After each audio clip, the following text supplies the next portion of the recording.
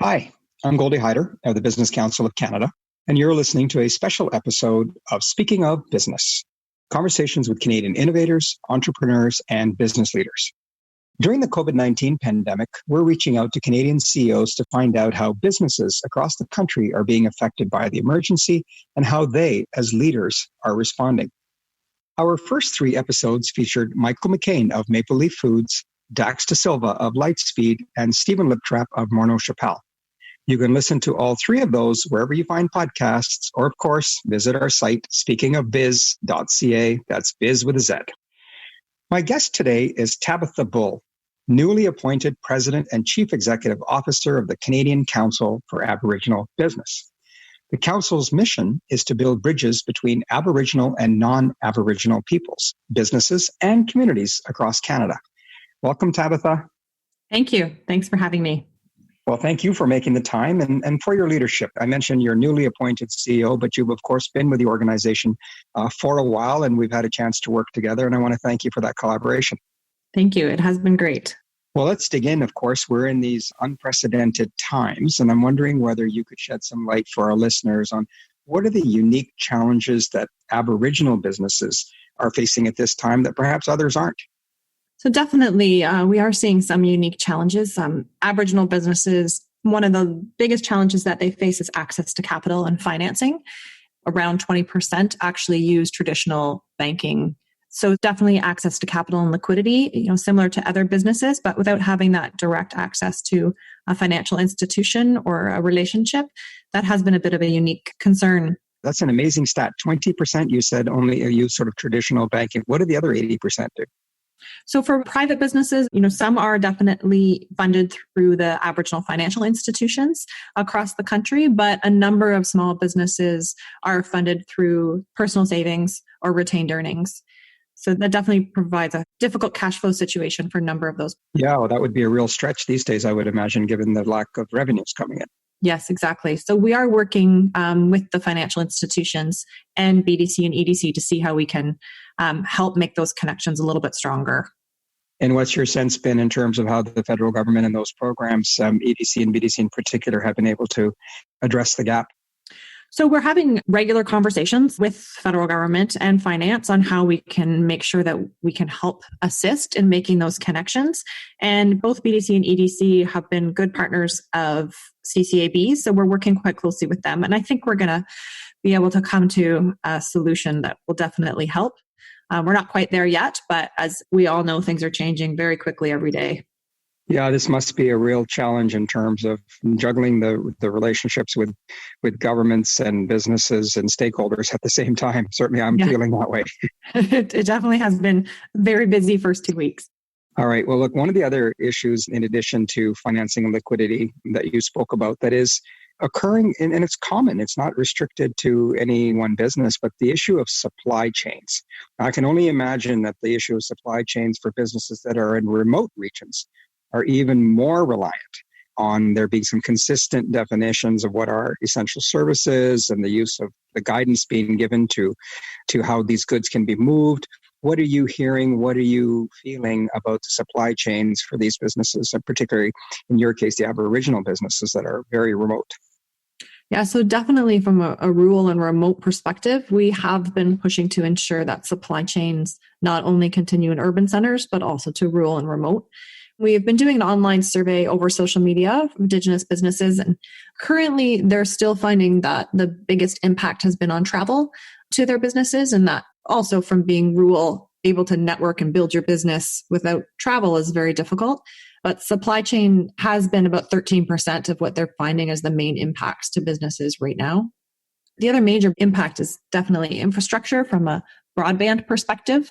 Mm-hmm. That's similar across to rural businesses as well. But specifically, if we're working from home and that's on a First Nation or in a rural setting, it's a lot more difficult. I think we're all having trouble with our internet, even in the city. So that's been a real challenge for businesses.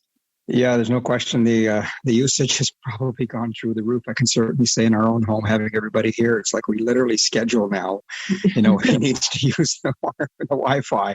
Yes. It's a reminder of the essential service that is, and how lucky we are to have had some of the investments that have been made.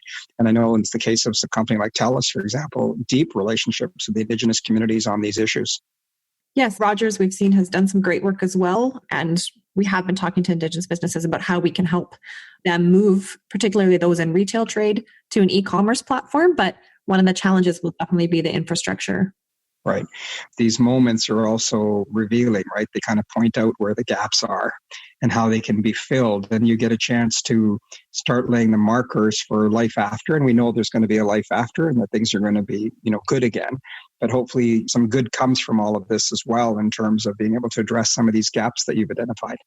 Definitely. And I think, from an optimistic point of view as well, we found that government has been quite proactive in understanding the unique needs and gaps of Indigenous businesses, which, in this time and at every crisis, there's an opportunity. So I think this has been an opportunity for us to really demonstrate what the needs are and to build those strong relationships with corporate Canada as well, for them to, look to see what they can do to increase their own supply chains from Indigenous businesses.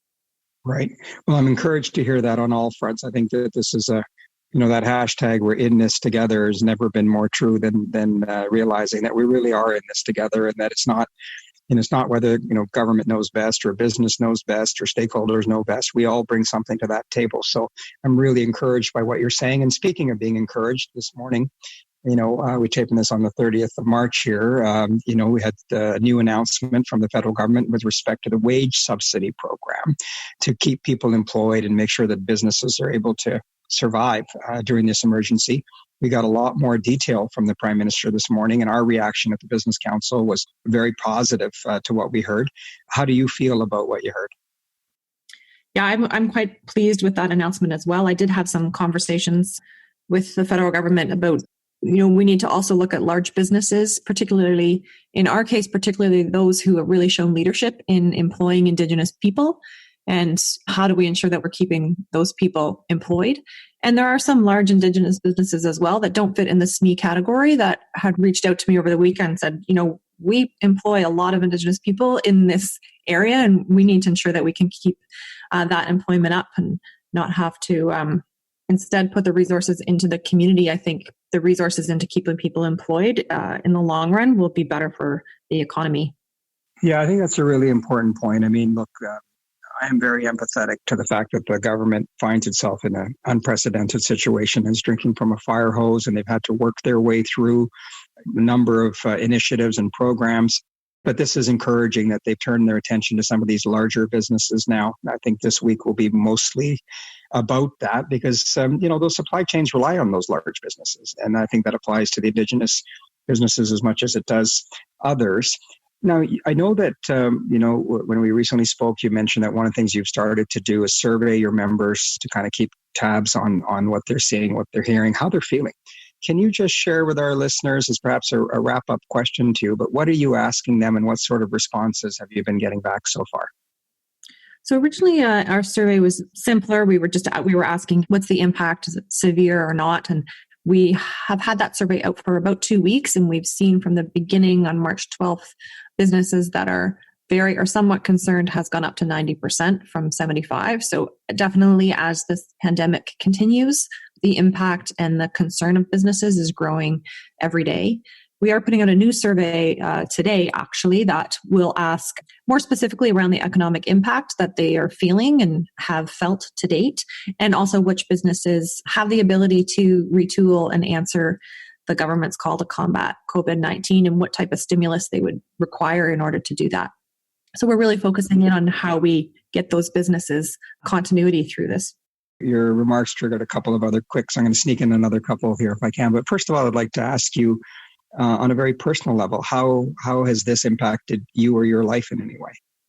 Definitely taking on the CEO role at the same time that we went to remote workforce has been a challenge for sure. And, while we thought without travel, maybe we'd have a little bit of extra time, I think we're all drinking through a fire hose. I'm sure you are as well, but I know we have a staff call every day, and our staff is all feeling busier than they ever have been. I will say that we have an incredible team at CCAB, and they have adapted so quickly to working remotely and to answering the number of questions that are coming in. Personally, my parents aren't well, and they're home at Nipissing First Nation, and so it's a bit tough not to be able to see them, for sure. I think everybody's feeling that way. I'd hope to be able to go home and work from my community for this period, but I've been advised not to. So that's a bit tough and tough on the kids, for sure. Well, look, I mean, I know you've got a great team there. I know you're going to make for, a really successful leader, and I wish you and your parents well. I wonder, because you mentioned your parents, and I know the role of elders in your community and your culture. What can we learn from the elders in terms of how you manage through a crisis like this? Because it's certainly not the first one they've ever seen. And I think I personally feel that there's a lot of wisdom that comes from different cultures and different communities. So what can we learn from the elders here? I think we can all learn the importance of our elders, and we're all feeling that in knowing that COVID is much more difficult for our elders. So ensuring that we're focusing on helping them and helping them through this crisis is so important, because if we lose our elders, we will lose so much in terms of our culture and teachings and art. And I think it's a time for us all to reflect that we really should be trying to be a sponge to their knowledge, and also taking the time to spend time with them. And I think that's something that is very important in Indigenous culture, and maybe all of us are learning the importance of that a little bit more. I can't think of a better place to end than that. That's wise words. And we appreciate you taking the time today, Tabatha. Thank you. And I want to thank our listeners for joining us for another special episode of Speaking of Business. We'll be back with some more. Thanks again for listening.